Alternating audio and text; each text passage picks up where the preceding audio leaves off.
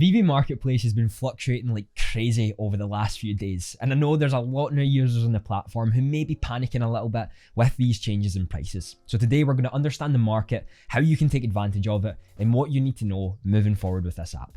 Let's get started. Welcome in everyone, my name is Andy and I appreciate you taking some time out of your day to come and watch this video on this. Before we get started, if you do enjoy the content, I would love for you to subscribe to the channel as we're building a community learning about NFTs, crypto, and how to move forward with our work. Right, the market is a little bit crazy at the moment, and with 300,000 new users from Disney and Decon, it's gonna be quite interesting to see how people are panicking, how people are moving, and how people are buying when it comes to the marketplace. But for all you new users, and maybe even the veteran users who want to understand more about the market and why it does what it does, I'm gonna be discussing today some of the patterns that I've been seeing over the last 6 months that I've been in the app, and understanding how to actually take advantage of that for you to make even more money when people do end up panicking. Now, I'm going to be using Ecomi Wiki for this. I'll leave a link in the description down to it. Oh my god, this app is the best thing ever. I adore it, and I'm going to be using this so much more in the future. Massive respect to Ecomi the clown who has built this. I'm not sure if they'd worked with other people to do so as well, but I'll leave a link in the description. You'll love this and it will teach you so much about what this is doing. Now, if we have a look at Elsa when she was first released, right, we're talking around the November 11th. She sat around 200 to 300 gems, about 290 to about 320 from where she was. Now, this is really interesting to understand because when something is usually released for the first time, their price does plummet quite a lot. And because we'd already experienced some of the Disney drops so far, more people coming onto the platform, there was more wanting to buy in what she actually was. And then after the November the 13th, people started to realize exactly what she was worth. So she shot all the way up to 800 gems in a matter of a day or so. To put this into perspective, that's about a 3 to 4x of what she was already sitting at in the matter of one day. That is a lot for something to go up less than 24 hours. If we also understand the dips that we've talked about before, and for some of you who may have not been here for a while, there were two other dips that happened that were major dips, and this was with Marvel and Disney being announced. Now, when you get the Medium articles for anything, especially if we take a look at Spider-Man because it's a little bit different from the Disney moments, we saw the market drop by about 10 to 40%. And this is because people are selling off their collectibles in order to be able to afford to go for these new ones that are coming out. And because Marvel was so big and Spider-Man obviously had the variations of collectibles that you could buy and not in blind box format, this was something that people were selling off as many as they possibly could to ensure that they could afford to actually go for the Spider-Man when he was being released. This is what happens when drops are made and things go on. But what often happens after the drop has done is that the majority don't actually get the drops. The chances of getting the drops are actually quite low.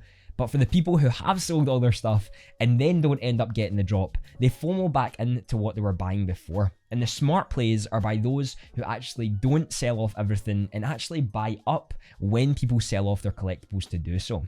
In the beginning, people didn't really know how to price the Disney moment drops, but after so many users started to come in with having around 30,000 users daily, more people started to buy into Elsa and what she was, which was able to shoot up her price to around 3 to 4 times what she was sitting at on day one. Here we can see that there were fluctuations over the next few days by about 900 all the way down to 780, and then as we got to November 18th, she shot all the way up to 1350.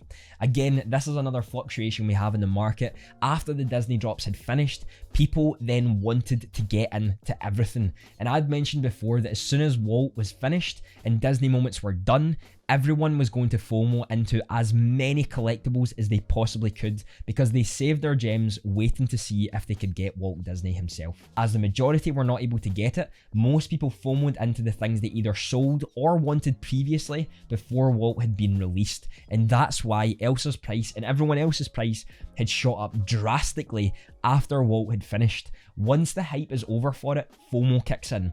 And when people buy and the price shoots up so quickly, other people FOMO, other people get scared that it's moving too quickly for them and they sell off other things to make sure that they can get this. This is why her price again went from around 700 to 1350 in the matter of a day or less because of this. People are scared when things rise quickly and therefore buy in when they're buying quickly, and that new all-time high is hit very quickly. This is the two distinguishing factors of what forces large decreases and large increases. Because when we have those large decreases, it's often when big news, especially in the Medium article, of what you actually need to have to buy these collectibles comes out. And the sharp increase is after the collectibles have been sold out and people FOMO back in to what they'd already sold for a low. This is where you have to understand how to be smart in this situation. Become someone who's not a regular investor and think more about how the smart money makes their money. They wait for people to panic to buy in, and then when people panic about not getting the drop, that's when they sell to then buy in again when people are scared that the collectibles are going to shoot down in price. This is where you need to take advantage and learn to understand the market in this way. There's always going to be fluctuations. There's always going to be times when things happen that drop the price, increase the price.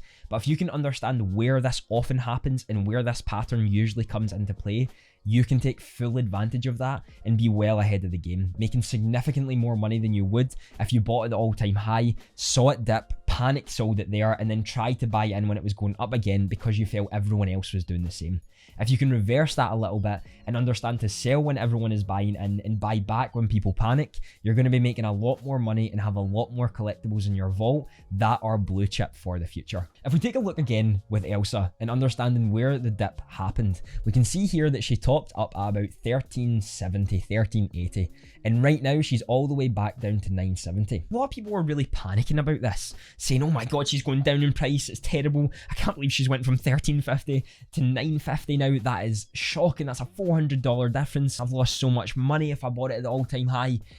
But don't actually realize that 950 is still significantly higher than the first drop, which was about 270, and the first pump, which is about 750 as well. You're still higher than the all-time high that happened on November 14th. And this is the other really interesting point that I want you to take note of and I want you to understand. What often happens with the collectibles is that they level off at where they're at whenever everyone sells them for the first time that they purchased them. It then takes a rise and it retracts. It then takes other rises and it retracts again. But what people don't look at is that the retractions don't actually go down to the all-time lows.